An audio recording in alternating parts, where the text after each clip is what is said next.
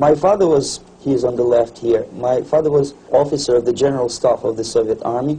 He was inspector of land forces, Soviet troops stationed in countries like Mongolia, Cuba, East European countries.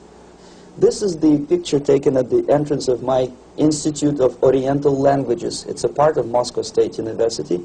As every Soviet student, I was, quote-unquote, volunteering for harvesting grain in Kazakhstan. By the end of my training in school, I was recruited by the KGB. This picture was taken on that day, and you can see again how happy it feels to be recruited by the KGB. Pay special attention to number of bottles on the table. One of my functions was to keep foreign guests permanently intoxicated the moment they land at Moscow airport. In 1967, the KGB attached me to this magazine, Look magazine. A group of 12 people arrived to USSR from United States to cover the 50th anniversary of October Socialist Revolution in my country. From the first page to the last page, it was a package of lies.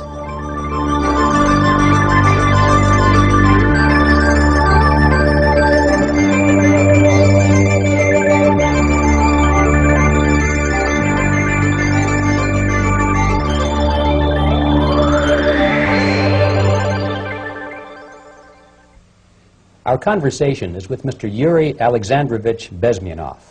Mr. Bezmenov was born in 1939 in a suburb of Moscow. He was the son of a high-ranking Soviet Army officer. He was educated in the elite schools inside the Soviet Union and became an expert in Indian culture and Indian languages. He had an outstanding career with Novosti, which was the, and still is, I should say, the press arm or the press agency of the Soviet Union. It turns out that this is also a front for the KGB. One of his interesting assignments was to brainwash foreign diplomats when they visited Moscow. And he'll tell us a little bit about how they did this and how they planted information which eventually wound up in the press of the free world. He escaped to the West in 1970 after becoming totally disgusted with the Soviet system, and he did this at great risk to his life. He certainly is one of the world's outstanding experts on the subject of Soviet propaganda and disinformation and active measures. Mr. Bezmenov, I'd like to begin by having you tell us a little bit about some of your childhood memories.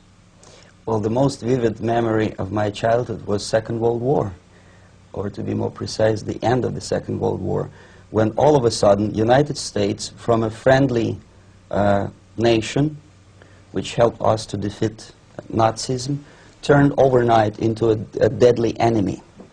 And it was very shocking because all newspapers were trying to present an image of belligerent, aggressive American imperialism. Most of the things that we were taught is that United States is aggressive power, which is just about to invade our beautiful, free, socialist country, that American CIA is dropping Colorado beetles on our beautiful potato fields to eliminate our crops, and each schoolboy had a picture of Colorado bug on the back page of his notebook, and we were instructed to go into collective fields to search for those little Colorado bugs. Of course we couldn't find any, neither we could find many potatoes, and that was explained again by the encroachments of the decadent imperialist power.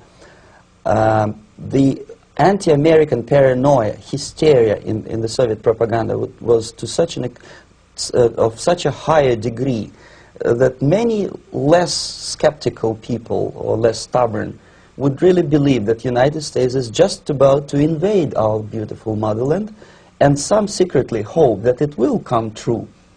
That's interesting. Yes. Well, getting back to life inside the Soviet Union or inside communist countries in general, in this country, at the university level primarily, we read and hear that the Soviet system is different from ours, but not that different, and that there is a convergence developing between all of the systems of the world, and that really it doesn't make an awful lot of difference what system you live under, because you have corruption and dishonesty and tyranny and all that sort of thing. From your personal experience, what is the difference between life under communism and life in the United States? Well, life is obviously very much different for simple reason that the Soviet Union is a state capitalist economically. It's a state capitalism where an individual has absolutely no rights, no value, his life is nothing, it's just like an insect. He is disposable, whereby in the United States, even the worst criminal is treated as a human being. He has a fair trial, and some of them capitalize on their crimes. They publish their memoirs in their prisons and get handsomely paid by your crazy publishers. The differences, of course, in the daily life are very various, depending on whom we are talking about. In my own private life, I never suffered from communism simply because I was brought up in a family of high-ranking military officer. Most of the doors were open for me. Most of my expenses were paid by the government, and I never had any troubles with the authorities or with the police. So, in other words, I would say I enjoyed, or I had good reasons to enjoy, all the advantages of so-called socialist system. My main motivations to defect had nothing to do with affluence. It was mainly moral indignation, moral protest, rebellion against the inhuman methods of the Soviet system. Well, specifically, what did you object to? I objected, first of all, against oppression of my own dissidents and intellectuals.